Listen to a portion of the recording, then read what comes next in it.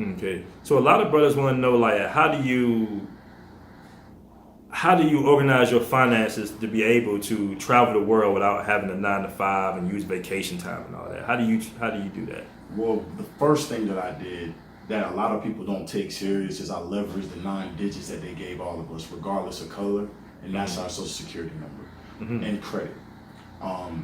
Once I mastered that and understood how to leverage the bank's money, not just go and get a car, not just go and get a house, like typical stuff that people do, but leverage it to create wealth for myself, it put me in a whole different category. And it put me in a whole different level of thinking.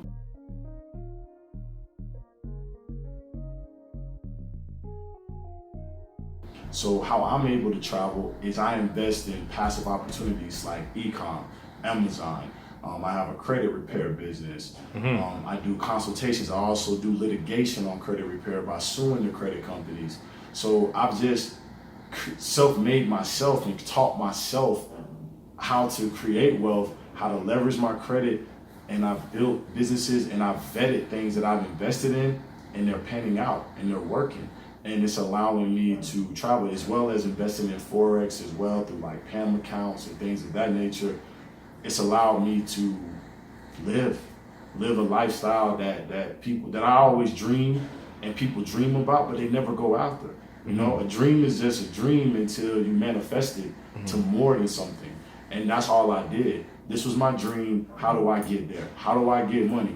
Who the hell has the money? The banks. How do I get the banks to give me money? Let me position myself to look good to get the money from them. The better you look on paper, the more paper you're gonna get. It's just that simple. And that's my strategy, that's my approach, that's what I teach, and it's working for me. And it's allowing me to take 30-day, 2 months, 90-day vacations whenever I want to. And I mean, don't get me wrong, I've worked there. I was a medical biller and coder, I was a Marine, I was customer service, I was bill collector, you know, I've worked, you know, I've grinded, I've paid my dues. But at some point, man, I just got frustrated at those jobs, the situation, knowing that my life could be better, and I just did something about it, man. That's the only difference. It's just a doer and a non-doer. Which one are you?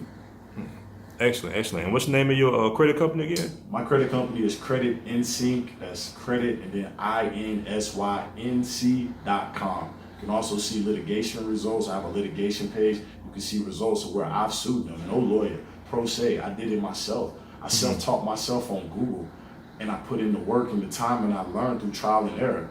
I let nothing stop me because I knew that I wanted to be able to meet brothers like yourself. I wanted to travel and meet like-minded people because it's hard to find that in the United States. And I don't knock the United States. That's where I'm from, born and raised. But there's some intelligent people and brothers out there when you explore what's out there. And there's views like this mountain view we're looking at in my apartment in Medellin that you just can't get in America. You know what I'm saying? Air and weather, you just can't get in certain places. You got to actually experience it and live, and can't be afraid. That's the number one thing, is get over your fear. That's a good segue, man. Why do you feel that more brothers don't exercise their passports or don't have passports? I think it's about 30%, maybe less than that actually. What do you think brothers are afraid of when it comes to, you know, traveling the world? Because in some conversations you say, hey man, I'm about to go to Brazil, and they be like, why would you do that? You know, why would you, you know? Well, man, some brothers are just afraid. You know what I'm saying? Some people don't like change. Some people like the complacency and the normalcy of what they have in America, and that's okay. I don't knock it. Some brothers just don't have a desire to do it, and then some do. You know, some people, honestly, they like to live vicariously through other people, and that's their choice. You know, like you have separatism in a lot of things. You know what I mean? You have whites, you have blacks, you have pretty, you have ugly, you have okay, cute, handsome, whatever. You know, you got separatism. I think it's an individual choice. You know, if you want to stay in America and subject yourself to that bull crap, then go ahead. You know me, I want to live. I don't want to spend my life, 70% of my life, working on a white man's job, and then I only can enjoy 30%. And hell, it may not even be 30% because I might be dead at the 10%. You get what I'm saying? But I worked 70% and I didn't do nothing or see anything. I mean, was that really a life fulfilled? I mean, I wasn't born to pay bills, work, die, and just raise kids.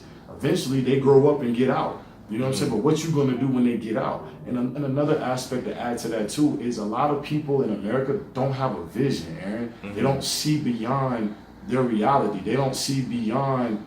They don't believe in themselves. I mean, they don't have a vision to how to get here, how to make it, can I do it? Where people like you just did it. You started Black Men's Travels. Like me, I'm like, hey, my credit is messed up. Out of desperation, I learned how to sue. I learned how to do this and how to do that. I had to do it. You know what I'm saying? It's no different than someone getting a second or a third job. You know, some things you just got to do if you want to do it, or if that spirit is in you, you got that vision to see it. And sadly, a lot of brothers, they live life with closed eyes, and that's why life passes them by. And then you see and have brothers like us, we'll sit in a conversation or a table and have conversations that they just can't relate to because you ain't did shit. I mean, Exactly. sorry. I mean, Right. and then all we can talk about is Old Nat Ave in Atlanta, you know, or you know, DeKalb County or something, and that's all you've been. You got people that's never left their county, their state. You know what I'm saying? Or a vacation to some people's mindset is like, okay, I'm gonna go from Florida to Minnesota or California. That's not, you still in America. I mean, you seeing something different in a sense, but if that's what you want to do, I don't knock it. But my dreams are bigger. My vision are different. You know, like I want to meet people like I met a great person, Mauricio. He's my driver, great brother. You know what I'm saying? Great person. You know, I never would have met him. Hello, everybody. Hello, everybody.